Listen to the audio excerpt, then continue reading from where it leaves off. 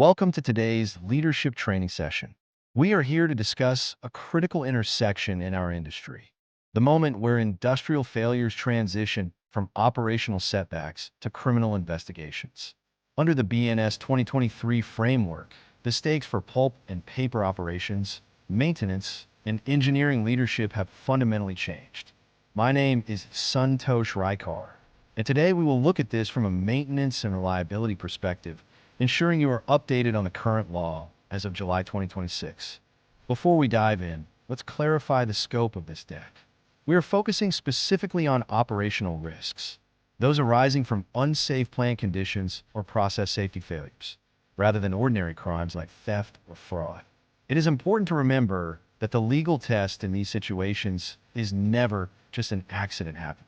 Instead, investigators will look for evidence of duty, control, knowledge, and conduct.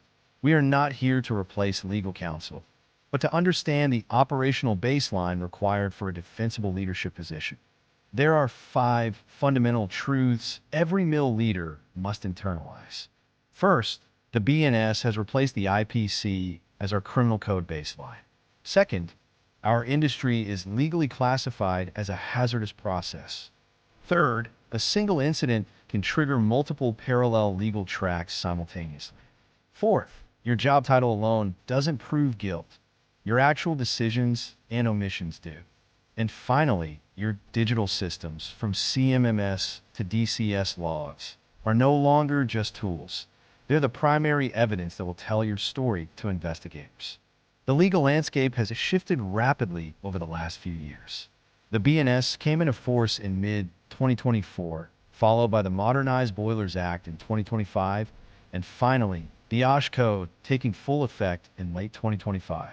This means the old Factories Act of 1948 is no longer your primary guide. When analyzing any incident, you must anchor your thinking to the specific date it occurred to determine which set of transition provisions apply. Because pulp and paper is explicitly listed as a hazardous process under the OSH Code, our duty of care is significantly deepened.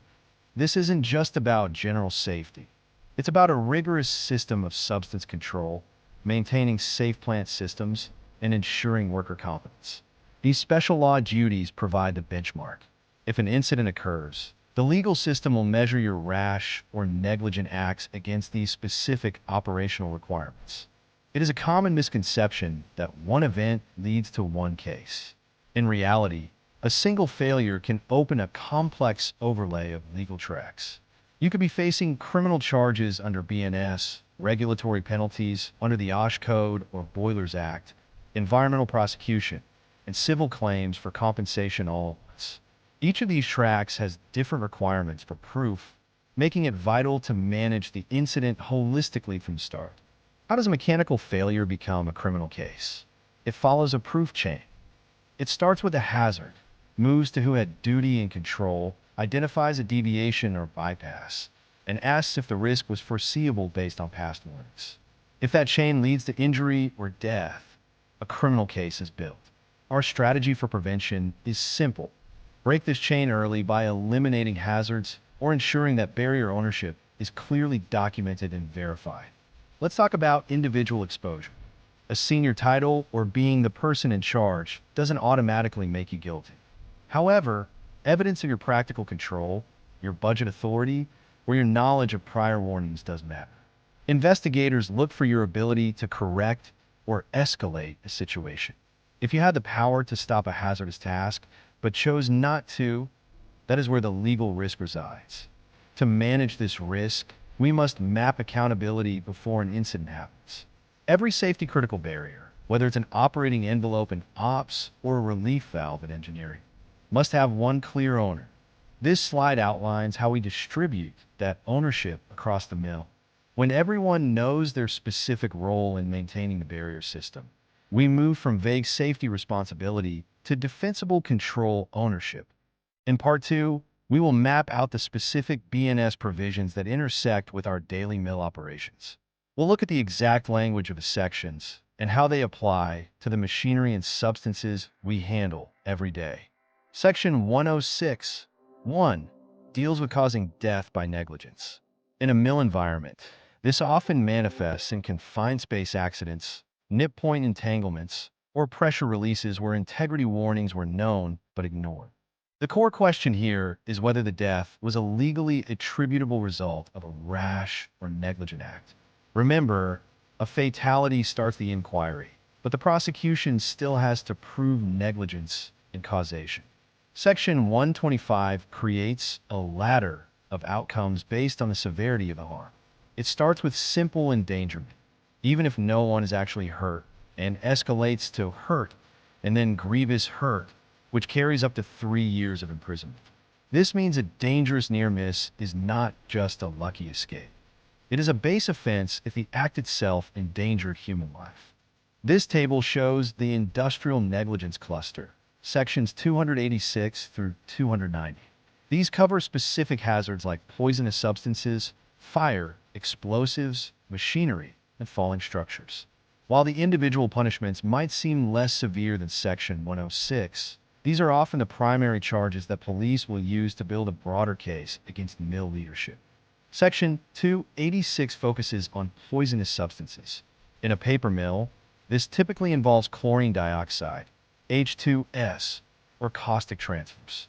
The evidence investigators look for here includes your SDS classifications, detector test histories, and whether a known containment defect was ignored. It's not enough to have the chemical. You must show that you didn't omit sufficient safeguards against its probable danger. Fire and combustible matter fall under Section 287. Given our environment is full of paper, dust, and oils, this is a frequent risk. A fire in a dryer hood or during hot work isn't automatic proof of guilt, but you will have to defend your hot work permits, your housekeeping records, and the status of your fire suppression systems at the time of the event. Section 288 involves explosive substances. It's important to distinguish between a legal explosive, like those used in project blasting, and a pressure explosion. While a recovery boiler explosion is devastating, it might be prosecuted under different sections unless it specifically involves materials legally classified as explosive substances. Regardless, the focus remains on whether safeguards were omitted. Machinery is covered by Section 289. This is one of the most common areas for mill incidents, involving winders, conveyors, or pulpiers. Investigators will look for defeated guards or e-stops. A key pattern they search for is the production workaround, where a safety interlock is bypassed to keep the machine running. This section is bailable, but it is often combined with more serious charges if an injury occurs. Section 290 is quite narrow, focusing specifically on the fall of a building or structure during construction or repair. This isn't a catch-all for every contractor accident. It's about structural integrity and shoring. If you're managing a demolition or a major structural repair, your exclusion zones and demolition methods are your primary defense here. The way police classify an offense as cognizable or non-cognizable changes their powers. For cognizable offenses like death or poisonous substance negligence, they can investigate without a prior warrant. Leadership must respond by activating legal protocols early, preserving evidence, and ensuring that factual communication is maintained. Never speculate or alter records after the fact. It only deepens the legal exposure. Now we move into part 3, where we map these legal risks to specific mill assets and tasks. We'll look at how high-consequence assets become leadership risks when barriers fail. The recovery boiler is perhaps our highest consequence asset. The legal mapping here involves both the Boilers Act and BNS sections on fire or explosives. The critical leadership question is, who is authorized to keep the boiler running when a leak detection function or a critical permissive is impaired? Your trip and bypass history will be the first thing investigators look at. Under the new Boilers Act 2025, having a certificate is just the beginning. You have specific duties regarding sanction pressure, competent operation, and true accident reporting within 24 hours. High-risk decisions, such as tampering with safety valves or operating after a certificate has expired, are direct paths to criminal liability if an integrity failure occurs. Beyond the recovery boiler, other process equipment like digesters, evaporators, and kilns share a common failure mechanism: uncontrolled energy. Whether it's pressure in a digester or flame management in a kiln, the evidence chain remains the same. Did you maintain the operating window, and did you respond correctly to an abnormal condition? For chemical systems, we must control the full transfer path from unloading to waste. This involves both engineered controls, like secondary containment, and administrative controls, like transfer checklists. If a leak occurs, the legal system will look for the point where the conduct, perhaps a missed checklist or a faulty valve, allowed this substance to cause harm. We are all familiar with the fire triangle, but in a mill, we must also manage the dust pentagon. A dust explosion requires dispersion and confinement in addition to fuel, oxygen, and ignition. From a legal standpoint, your defense lies in your housekeeping records and your bearing monitoring programs. If these are neglected, a dust event becomes a clear case of negligent conduct. Paper machines have complex life cycles. A machine that is safe during a normal run might be highly dangerous during a thread or jam clear. The recurring failure pattern we see in court is a production workaround that silently defeats an engineered safeguard. Leadership must ensure that test before touch and LOTO aren't just slogans, but verified practices. Energy control is about more than just flipping a switch. You must identify all sources: electrical, mechanical, fluid, and thermal. A zero energy state must be proven, not assumed. In an investigation, your personal and group lock records, along with your shift transfer logs, will be used to determine if the isolation matched the task at hand. In confined spaces, a permit is just a piece of paper. It is not the control system. Fatalities in tanks or pits usually result from a failure in isolation, gas testing, or rescue readiness. Investigators will reconstruct exactly where and when gas tests were taken and whether the attendant was actually monitoring the entry or was distracted by other tasks. Outages in projects are high risk because they occur at the interfaces between different organizations. Most large events happen when a plant state changes or when two contractors' work packages overlap. Even though Section 290 is narrow, the OSH and BNS analysis will look at how you manage these interfaces and whether the turnover back to operations was controlled. When a release goes off-site, environmental law is the primary track, but BNS becomes relevant if the release endangers the community. Leadership must know the maximum credible release and the notification thresholds before an event happens.